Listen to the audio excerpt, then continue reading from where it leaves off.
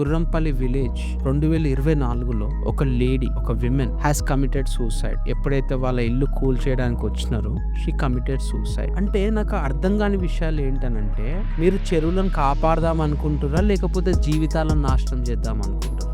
And this is a wake-up call to everybody who is listening to this podcast. We do have our rights to be protected. We can file public interest litigation, we can file writ petitions, we can file civil suits across all the courts of the state. And we do have the right to protect our own right. మీరు లాని ఒక hammer లాగా use చేసుకొని దాన్ని swing చేయకపోతే next వాళ్ళు వచ్చేది మీ ఇంటి దగ్గరికే, మీ గుమ్మం ముందే ఉండి డెమాలిషన్ నోటీస్ ఇస్తూనే మీరు కట్టు బట్టలతోటి అట్లే వెళ్ళిపోవాల్సిన పరిస్థితి ఉంటది. If you do not exercise your right properly. This is a wake up call. Please do come forward and let us protect our rights together.